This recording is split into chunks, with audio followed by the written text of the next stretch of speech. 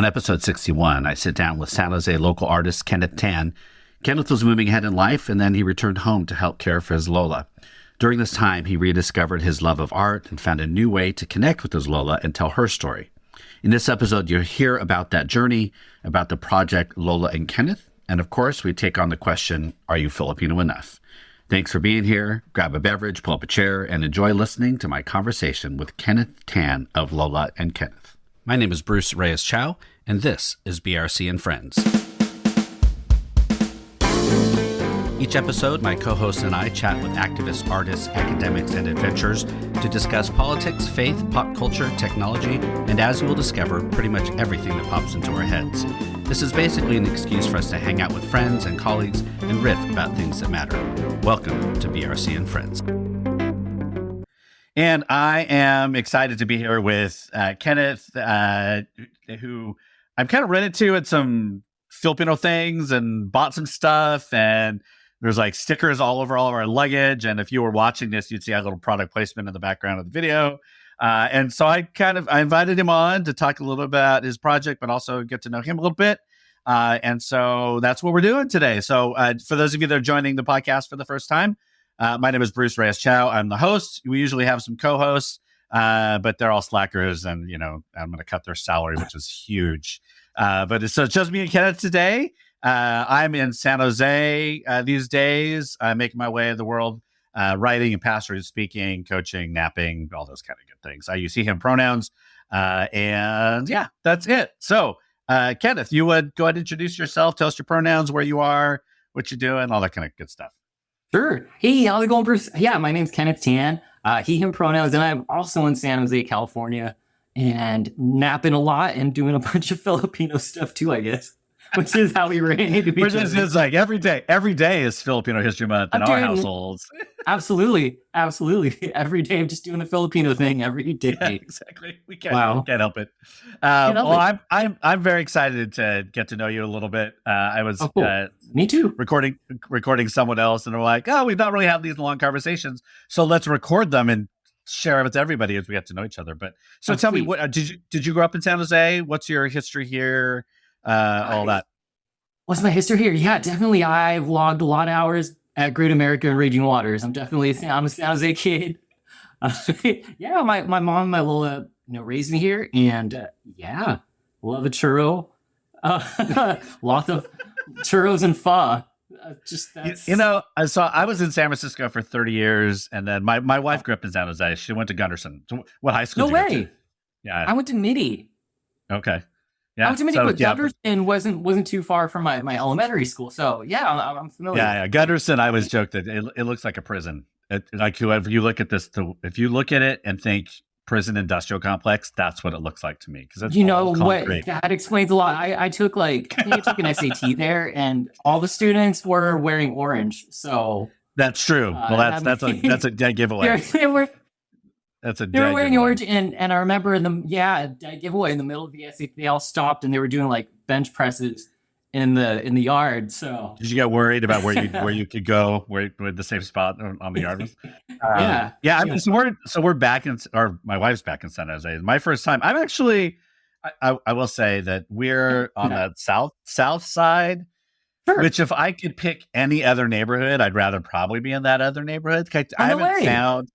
Yeah, there isn't a lot of personality on this side of San Jose. This is not a podcast about San Jose, by the way, people. But welcome. Welcome to the San Jose podcast. San Jose podcast. But no, you have a lot. You have Oak Ridge Mall. Yeah. And see, there's not a lot out here. I'm struggling because there's so much to name. I just don't know which ones to No, I don't. I think that's kind of you. We drive everywhere else to get stuff. Sure. Yeah, to be fair, I think that's San Jose. This is not a San Jose podcast. But I think that's San Jose, but that's our claim to fame. We're an hour away from insert city. But I feel like I'm 15 minutes away from any good food. There may be a few little restaurants, but really, anyway. So let's move on from San Jose talk. So you grew up here. Well, I should start that. So you grew up here, but yes. So the reason I wanted you on is because I ran into you at, I think, some Filipino thing, and you had a booth, and you had your art, and Lola and Kenneth, tell us about this project, a little bit of the history and what you're doing. Okay. Give us the spiel for those who have spiel. no idea. Yeah. Okay, sure. So the spiel, the project I do, it's a art project with my grandma called the Lola and Kenneth collaboration. So it's called Lola because that means grandma in Tagalog. And so basically in a nutshell, I moved back home like years ago to help my mom care for my Lola. And we started painting. My Lola would make these paintings. And then I started drawing her stories and her memories on top of them. And so we started working together and we started calling ourselves the Lola and Kenneth collaboration. My Lola makes paintings and I promise to finish everything she starts. So that's what we do. Awesome. So she would start them like with pen, paper, kind of thing, and then you would, like, where did the collaboration happen? I'm just fascinated by at what point you finish. Like, what does it mean to finish it for your Lola? Gotcha. So she would make watercolor paintings, and it started because we were just watching Netflix every day. So, I got real familiar with like Murder, She Wrote, like Angela Lansbury's body of work, and like Sean Connery, all the James Bonds. And so that's what she's taking you old school. Listen, young one, this is when TV was TV. Oh, yeah. This is TV. If a murder should be solved in the last 5 minutes of an episode. Exactly. Like every last time. It's so good. Columbo Murder Show. Angela Lansbury. Oh, bless her. Love her. Yeah. Rest in peace. Absolutely. So we were sitting at the kitchen table one day finishing breakfast, and I said, what do you want to do today, Lola? She said something for a purpose. And I thought, like, okay, I'd read in the Mercury News, like our San Jose Mercury News, that seniors were doing art therapy. And I thought we could try that. So I brought out watercolors, and Lola would make watercolor paintings. And then I draw, like you were saying, pen and ink. So I use pen and ink to draw on top of her watercolors. Oh, awesome. Now, were you just one of those folks that was artsy and you could draw things and I'd look at you and be like, oh my God, I can never draw that? Or was that your thing? Or did you develop that because of this? Oh, maybe. I think yes, and both a little bit. Both. I always liked to draw growing up when I was a kid. Okay. I'm not like trained. What do you call it? I learned from books. Right. So I always loved to draw. I love comic books growing up. And so that's something that I like to do, but I'm Asian. I'm Filipino, so I didn't get to study it. Like I wasn't this is unique. You've never heard this before. I didn't get to draw in school, so it feels like. Did you ever watch? Now I'm quite a bit older than you, but did you ever watch The Debut, the movie? I've seen it. Yeah, with Dante Bosco. Yeah. Well, I'm so glad he canceled, so I could be here today. I'm really happy to feel. Real happy. Well played. Yes, I have I ever reached out. But that is the debut. That's the plot. You're right. Yeah, exactly. I was just like, oh, that was made up to you. It's like you can't do it, and you go and you sell your comic books, go to art school. You didn't do that. Totally. Yeah, that's totally it. So in a way, like drawing and painting with my Lola, it brought me back to something I always really loved to do. Yeah. And then, so when did you decide, okay, this is actually something that I could, in really good ways, like making a living at, like start to, sell and go to, the story kind of sells itself, but then you actually have to do it and set up the structure and all that. When did you decide I'm going to do this?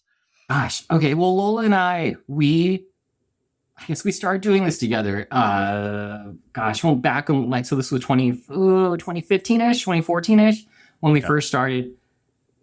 Gosh, I don't remember. What was our first? A friend invited us out to like a Philippine arts and dance event and asked if we would want to come show our work there. So that was our first time like tabling. So maybe that's where it started. And it kind of, it brought out, something in my Lola. So one of her hustles back in the Philippines was she was a sari store vendor. So she would travel from village to village and basically do like Filipino pop-up shops in villages every day. She was popping up. So it brought something out of her. I remember we were tabling there for the first time and she was, I don't know, she kind of came alive and she was, she started giving me advice like everyone gets a hello. Make sure you say hello to everybody. It was sweet. So that maybe that's where it all started. Yeah. I love when grandparents like we have one image of them as children, and then Mm. you see this like, oh, this is what they're like when they're like being them. Yeah. Yeah, Oh, whether it's absolutely. yeah, This whole, yeah, oh, totally. This whole like, gosh, with this whole project, it's I've really learned a lot about pretty much what you're saying. Like beyond like my Lola as Lola, and I feel like I've learned and I'm still learning about her as Crescenziana. That's her name as a person yeah, in her own right. yeah. Because you're right. We know these people like in the relationship that we have with them. Right. Yeah. Yeah. So One of my grandparents, I'm half Filipino, half Chinese. My grandma's side, cool. my Chinese side, when we would go out to eat, my grandma she speaks Cantonese, and she'd walk into a space, and when she's in her native language, right, it's like, oh, grandma's an extrovert. Whoa. Like we were like, oh, like work in the room, the whole thing. We're like, oh, I remember the first time, we're like, oh, okay, we see Oh, you, grandma. I We get you. know, we know what's Amazing. happening What here. she's in her element. The Yeah, language, yeah. like the language barrier's gone. Oh, grandma's an extrovert. That's Yeah, hilarious. yeah. So you go to festivals, I know you've been in, I mean, where are you trying to get this out? I mean, is this what is this what you're doing right now? Is this all the things you rolled into this? It is right now, and maybe I'm saying that because I got let go from my job a few months ago. So, hey, but still, Well, many things can be true at the same time. I'm all in. I'm all in, Bruce. It's That's right. this podcast. A lot's riding on this podcast. Yeah, no pressure at all. No pressure. So yeah, I'm trying to go. Well, October is a big month, so I'm trying to go out to a lot of we got a lot of Filipino American festivals coming up. I've started going out to schools and like talking to classes, especially with my grandma and I. So we made a book. It's called Crescenziana. So I've been going to classes and talking, sharing the book and our work and what we do. Yeah, that's Yeah. it. Awesome. Well, we'll have links for all that One stuff. more. And Okay. yeah. Go for it. One more thing, I've started teaching like drawing classes, kind of in the style of like what Lola and I do together. These like I call them meditative drawing classes. So I have a bunch of those coming up at like libraries in South San Francisco and San Francisco. Oh, awesome. That's great. Yeah. That's awesome. Hey, thanks. Yeah, so it's Asian American History Month. I don't know when this episode will be out in the order of, but so I got to interview the president of the Filipino American National Historical Society, Kevin Nadal. Wow. And so, Wow. did you grow up knowing about Filipino American History Month? Is it something that's been more like an adult consciousness? I mean, where did that come into your view of the world? When did October become like, oh, this is our month? That's a good question. I have no idea. When officially did October become Filipino American History Month? In the 80s or 90s, it started to be official, but it really didn't start really booming, I would say, in the last 5 or 6 years, where you started to see like events taking place across the country. The Bay Area has always kind of had them, but I mean, Fam Jam here in San Jose, you can't even get in. I mean, it's so crowded. Yeah. Last year it was crowded. Jimny Days was crowded. Anyway, but when did that become conscious for you? Do you remember? Okay, that tracks. Like, I feel like in the very recent past, like 3 or 4 years, because I feel like I've missed out on so many. Like, yeah, October as Filipino American history. I'm like, no, it's always been Halloween. Like at school, we did nothing. I don't remember. I don't remember like Lobia at school in October. So I think you're right. It's recent, 3 or 4 or 5 years. Yeah, I mean, it has been around for a while, but it really has kind of taken roots. I think it's moved from kind of that center group of activists and academics to kind of getting more mainstream, more organizations are doing things. And I mean, the population of Filipinos has always been big, but I think there's more awareness and things. We're growing. Yeah. We are. So it's like, you're right. So I like that. It's like Filipino American History Month is like the indie rock band of and now it's becoming popular. And now it's becoming popular. So now what big, do we do? gosh. Yeah. So growing up Filipino in this area, it's always an interesting thing when you grow up in such an Asian area, but also Filipino. I mean, do you remember when you kind of like, oh, I'm Filipino? Like, are there memories for you growing up, even in such a Filipino area, of Wow. how you kind of came into consciousness around your Filipino-ness at all? I mean, or has that just always been part of who you are? And I mean, I guess both things can be true, but do you Yeah. remember, is there a time where you started like, oh yeah, I'm claiming this part of my identity? Oh, this is fun, Bruce. We're getting in deep. This is good. Okay, let me, because I don't know that I've actually, it's been a while maybe since I've sat down or I've never thought about that. When did I realize I was Filipino? Well, okay, maybe growing up in this area. So going to school out here, my class, like elementary school, we were pretty diverse-ish. So maybe I feel like I recognized that I was Filipino American because I was, my family's different than the other families, the students at school. I had a few other, there were a few other Filipino kids in my class, so that was nice. And, you kind of like band together in that way. I feel like growing up, definitely there was like an Asian consciousness, like me and the other Asian, you kind of band together. When you're a room of people who don't look like you find the other people who kind of look like you Right. band together. So I knew I was Asian. I knew my family was different-ish. And then, yeah, so maybe it was like, early on, I knew, I know what it was. It's the first day I went to elementary school and I opened up my little like Cool It container. Oh, My mom had packed like adobo and rice. Maybe that was it. I'm Filipino. the Cool Whip container. Yes. It was like, what's in there? Yeah. You got to bring Cool Whip? Yeah. No, I did not get to bring Cool Whip to school. I wish. No, that's not what's in here, my friends. But No. that's Or too like funny. I can't believe it's not adobo, or I can't believe it's not butter. Exactly. That's right. Yeah. Right. That's too that's Container. awesome. Yeah, I mean, it's an interesting thing for because there's so many ways in which people grow up Filipino, and I think that's the whole part of like Filipino History Month, is that our Filipino roots are so diverse that we end up looking different from each other. We have different like lived experiences of what it means to be Filipino. And I don't want to say that other Asian groups are so similar, but our history makes it so that to be Filipino American really is so much more diverse than a lot of other communities. I think some way like Latin communities, because of all the different kind of countries and things that have some commonality. But have you ever questioned like if you're Filipino enough? Like if you what does it mean to like really be Filipino American or Filipino or whatever? Has that ever been something that you've struggled with? Oh, absolutely. I don't even where to start. I feel like, gosh, definitely. Oh, where do I start with that? Every day, Bruce, I look in the mirror. I think, God, okay, example, like I remember I got to college and, there were all these, like Filipino American clubs and groups.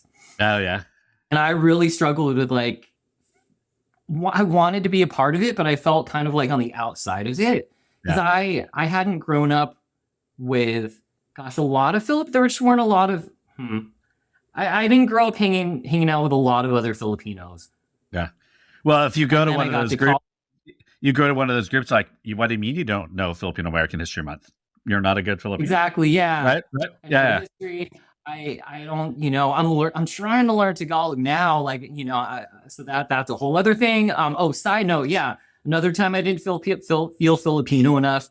I went to Goldilocks like one time to pick up, some of my Lola's, food and lunch for my mom, my Lola. And I got to the cashier, the register, and the lady behind it was like, Tagalog. Like, I was like, hi, I'd like a small pinakbit. And she's like, Tagalog, order in Tagalog. She asked, she told you had? Yeah. Order in Tagalog. That is so... And I couldn't do it. You don't get any food unless you speak the Exactly. Yeah. Yeah. I mean, I think that is one of those things. I know my kids, the language piece, right? Because there's always the question. And some people ask it really as a informative, I want to get to know you.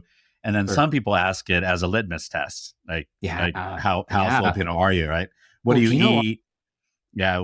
How do you speak the language? Have you ever been? Right.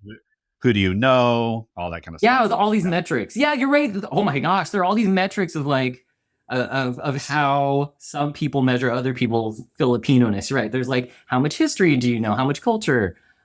Is your nose flat? Like, Yeah. Yeah. do you know the foods? There are all these, you're right, these different dimensions. Yeah. I And mean, I think so, that's what our history has created, like this whole diverse way of being, which is a gift, really, to talk about being Filipino is so broad. cool. But I mean, if Filipino community can barely get it, I understand why like larger community doesn't always understand. Like Filipino looks like this to some people, and like, Sure. well, it's very, very different. It's Do you follow? Do very, you follow? Do you follow women's soccer at all? Professional women's soccer or any oh gosh, I didn't, but I did follow like the story of like our the team in the the World Cup. Philippines? And I was There's a- clapping. My mom was watching it. Yes. so we're a big soccer family. We're like cool. my kids played and all that kind of thing. So I think we you were- mean all Bruce.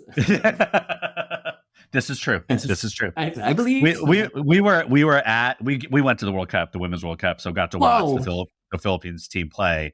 And like if you look at the Philippines team, they look like the keeper is like a quarter Filipino, looks pretty white. There's like people that look African American. I mean, but I was like, we look at that and like, yeah, that is the Philippines.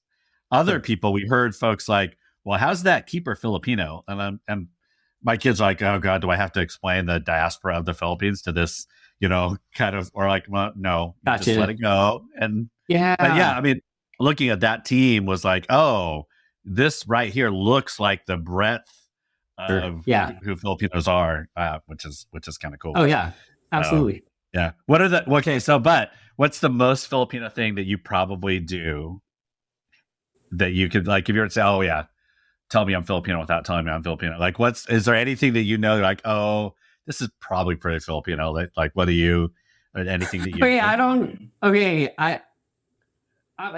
This is a guess because I don't know if this is Filipino, but the other thing, please tell me. Like, I was pulling like laundry out of the dryer, and the dryer sheet fell on the floor, and my hands were full, so I like scrunched.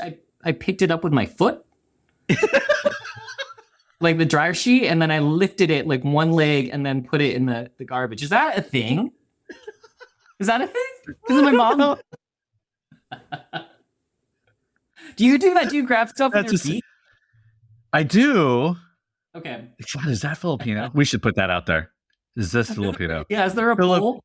Filipino or not? Filipino or not? My core memory, I get it from my mom. One of my like earliest memories is my mom was carrying me, and she picked up a Kleenex with her foot, like while she was like rough. So I think that's where I got it. So I don't know if that's like, I don't know if it's a thing. We should ask.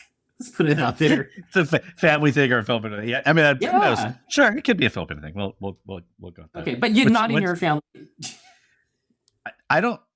One of my kids does a lot like that, but it's not like, I don't think but I mean, my wife's white, so maybe we got taken out of the gene pool. Gotcha. But yeah, I'm trying to think of the things that I think the biggest thing for us is just how family just assumes we're all up in each other's stuff all the time, for good or bad. Like it says, like my wife is white. We have other white folks that are married into the family, and they're like, "So we're gonna see your family again?" I'm like, "Yeah, yes." Oh my gosh, that's such a thing. Yeah, yes, just gonna show up. Yeah, right. Just showing up, assuming you're going to see each other. Yes, it's so true. Yeah, we're just gonna have dinner. We're going to dinner again. I mean, it's just like, okay. Yeah. My wife was the first non-Filipino to marry into my generation of cousins and everything, and it took her a bit. But then there have been others. there have been others who have come in and they'll talk to my wife and be like, "Oh my God," she's like, "Oh no, I'm not getting on your side. It's taken me a long time. You're on your own. If you will lose." Basically, like the Reyes gene is strong. You can decide to try to take that on, but. Sure. You will lose. So, but it's an uphill battle. Wow. Good luck with that. Yeah. Good luck. There have been a couple times like, Robin, you've been just like, no. Oh no. Yeah. Robin, Bruce's mom likes me better than Bruce now, so I'm so it's all good. It's all good. That's great. So do you cook, and do you do like other dishes that you make and all this? And then I have a I have a litmus test question for you. Ooh, okay. About food in a minute, but I hope I really I want to. I hope I get a score at the end, like a Filipino Myers Briggs, like at the That's right. That's right. at the end. Let's see. So, do I cook? Yeah. Yeah, I do. I like to cook. Let's see. What do I make? I try to make Filipino stuff. It's hard because gosh, my Lola did pretty much all the cooking when we were kids, we were growing up. And then my mom, started to cook when my Lola got older. And I remember it's like I can make things, but they don't quite taste right. Have you ever sat down and got the recipes and kind of my Chinese side and my Filipino side, at one point one of the grandkids sat down and just had our grandparents talk through what they were doing. I still remember my Chinese grandma made this amazing tomato shrimp stuff, and we're like, oh my gosh, ooh. But then we found out the main ingredient was ketchup. Surprise! Hey, something you have already. Was that like finding out like we were very disappointed. Was that like finding out like Santa's not real? Yeah, we're like, seriously, Grandma, ketchup? And she just laughed. Yeah. She's like, but my grandfather, it's still good. Yeah, it's still good. It's still good. Yeah, we're a big adult. I do most of the cooking. My grandfather did most of the cooking in our family, so we cool. got to do that. But all right, so here's your adobo question. Here we go. Peppercorn and pickling spice or not? I didn't know pickling. What is pickling spice? Peppercorn, yes. Okay, pickling spice has the bay leaves and peppercorn and other stuff. Bay leaves, yeah. Bay leaves, yes. So you are. So there are folks who believe that peppercorn is not to be in adobo. Who are these people and what? Like, why? I think it's Ilocano. Actually, I think there's some regions where like that's not which I think is fascinating. Oh no, Bruce, I am Ilocano. Oh, wait, I'm Ilocano and I'm doing it wrong. Apparently not enough. Wow, you know what? We're kind of on the southern end of the Ilocano. Okay, like Ilocano's north, so maybe that's why it seeped up into the. Yeah, I was like, really? I heard someone's like, no peppercorn. And then I mentioned it. I mentioned it somewhere, and there was this like divide. It was like, yeah, you put it. And the others like, no. And I'm like, oh, I didn't know this thing. So I'm asking everybody. That's fine. Okay, well, that's good. I know every family. I feel like I was trying to explain adobo to like my white friends. They're like, what is adobo? And I was like, it's kind of like you guys and chili. Yeah, like, I feel like every family's getting. Yeah, like it's the chili of the Philippines. peasant food, comfort food thing that everybody needs to have in their culture and world, and it makes it a little different. Like every family makes it a little bit differently. Yeah, I did have a friend who put tomatoes in it. I'm like, that's not adobo. What are you doing? Oh, that's something else. Yeah, I was like, that's not happening. Anyway, that's a freestyle. All right, so now that the cooking section is out of the way for the podcast. What are you listening to these days? What are you listening to, reading, watching? What are the things that kind of bring you either joy or have you think or pop culture, whatever? What are you listening to? Does that mean music or podcasts? Either way. Anything. Listening to. Let's see. Podcast. I'm listening to this podcast, so I'm trying to get our book published. So I self-published it, and I'm kind of like, I have like 25 copies left. We started with 1,000. There's 25 left, so I'm hoping to get it picked up by a publisher. So I'm trying to figure out how that process works. I've been listening to like a lot of podcasts about how to try and get a book agent, and then how to try and get a book deal and all that good stuff. So that and NSYNC, because they're coming back. I know. All of a sudden, I've been seeing NSYNC reels and TikToks. I'm like, what is happening? Oh, I don't know who does their social medias, but they're a real good job because they just invaded my algorithm. I don't know how. There must be a tour coming back, right? There's gotta be. I mean, I will say they all look pretty good still. Like I was like, oh, they still got it. You all have aged well. I'm not like the Backstreet Boys. I'm like, it's the Backstreet Boys. To be fair, the Backstreet. Oh wow, that's a good That should be a title for the next album. The Backstreet Boys, they never stopped though. They got to be tired. That is They've true. been They at look it. they look I- tired. They look yeah, tired. Yeah. they're endurance runners, and NSYNC are they're sprinters maybe. You know. Yeah.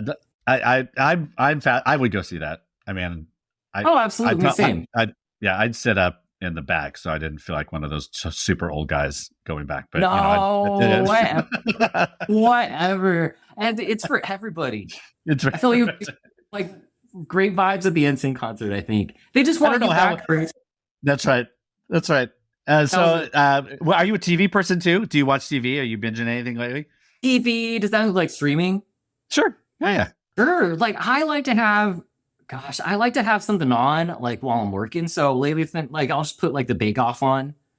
Like the British Bake Off. I'll just have that going on. So it's nice. I feel like someone's making something while, you know.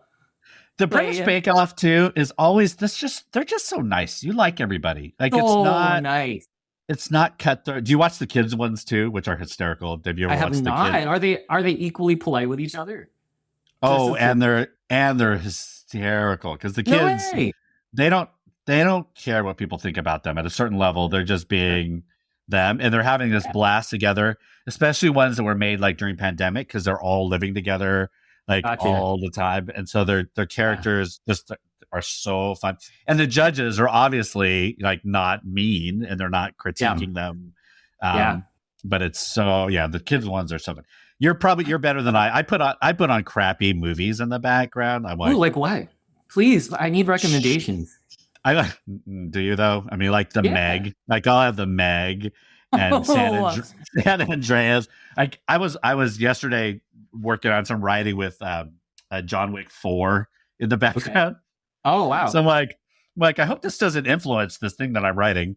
But yeah, so I just have like all the Fast and the Furiouses. I'll run through those every once in a while. They just you like a thrill going on in the background, like apparently. So then I will also just put on rom-coms. So I have there is no middle ground. Highs and lows. You got to have your peaks. I will. I'm like I the cheesy rom-coms. My kids will be like, "Are you serious? Are you watching that again?" I'm like, "Yes." Because it is love. It is lovely, and love is beautiful, and so is and love actually. Apparently, yes, I know. Love actually is. I'll watch anything with Lily James at this point because she could do no wrong. Trying to think of what else. Harry Golding. Okay, yeah, sure, yep. Do you put on like a Hallmark, rom-com? No, see, I don't. My mother, oh good Lord, is a huge Hallmark person. Wow, it's her season coming up. I don't think she's subscribed to it, though. I wouldn't be surprised if she does have a Hallmark Channel subscription. I or one of my siblings got it for her because they were sucking up. Yeah. But my mom. I do not do Hallmarks. Okay, it's close. It's close though. I mean, really, it's close. So, but I at least know a few of the people in the movies that I watch. So cool. That's nice. Highs and lows. I like that. You take yourself on a little like a roller coaster. Yeah. So where are you gonna? So this episode will probably come out mid October. Where are you gonna be that folks can maybe come see your stuff? Do you have some things going on? Sure. I was about to say Happy Filipino American History Month, everybody. That's right. Right. If you're listening to this now, so right now, where am I right now? So are you? Do you have some events, festivals, anything coming up towards the last half of October that you're going to be at? The last half. Gosh, the dates like off the top of my head, I'm not sure where they are. I'm just going to rattle them off. So I know I'm going to be in Daly City. There's like a festival in Daly City. I'm going to like an art and wine festival in Healdsburg, like north of Santa Rosa. So I'm doing that like back to back. I'm going to be doing. There's an event, and I'm so sorry. To the organizers, I wish I remembered the names of these events off the top of my head. There's no. Well, you could if you email them to me later. I'll put them in the show notes. That way, at least we'll get. Cool. Yeah. Sounds good. Okay, nice. I'm going to an event in Elk Grove, California. Another Filipino event. I'm on the waiting list for Fam Jam. So fingers crossed. I'll see you there. Fam Jam apparently got like loaded up with vendors. Yeah. Wow. Okay. Yeah, sure. So fingers crossed I get into that. And I'm teaching drawing workshops like for all levels. It's super beginner friendly. I'm teaching those at San Francisco libraries and South San Francisco libraries. Oh, no, I'm going to be at Berkeley Comic-Con, which is in October. Oh, that's awesome. Berkeley Library Comic-Con, yeah. Oh, awesome. That's great. And then how can people get in touch with you just in general? What are the socials and handles, all of that? Where can we find you? Yeah, my main is Instagram. I'm on all socials, but mainly Instagram at Lola X Kenneth. Lola X Kenneth. And then the website is lolaxkenneth.com. Awesome. Good branding. Well done. Hey, thanks. Got all the things right. I'm locked it in. That's right. Exactly. All right. Well, thank you so much for hanging out a little bit. It was great to get to know you a little bit more. I'm sure I'll see you at some of the festivals. We'll buy more stuff and all that kind of thing. Oh, thanks. Seriously, as we travel, I have like all the stickers are all over our luggage because they're so unique. So folks, if you, I'll put the links in the show notes. Folks, go order stuff because I think I ordered online one time. You can order online. You'll know that it's Kenneth doing it. So it is. Yeah. I package everyone. You're not your distribution warehouse with your huge staff or not. It's literally this room you see me in right now. Yeah. This is the shipping the shipping table is here, right? Yeah, exactly. That's shipping awesome. to my That's right awesome. distribution. Right. Yeah. Thanks. That's Bruce. Exactly. Yeah, well, I'm glad you could be on. All right, folks, thank you for joining us. Go to all the podcast places, rate, review, subscribe, all that kind of thing. We got a bunch of episodes still coming up for Filipino American History Month, as well as some other authors and things coming on. So again, go subscribe, rate, review, and thank you for joining BRC and Friends. We'll see you next time. BRC and Friends was hosted and produced by Bruce Reyes-Chow. Co-hosts were Jorge Bautista, Mickey Scott Bay-Jones, Amy Kim Karemis Parks, and Laura Monaco Heifetz, and the theme music was composed and recorded by Marissa Magdal Laurent. Feel free to connect with any of us via the show notes. And lastly, please don't make me beg. Take a moment to rate, review, and subscribe to BRC and Friends wherever you listen to podcasts. Until the next episode, thanks for listening to BRC and Friends.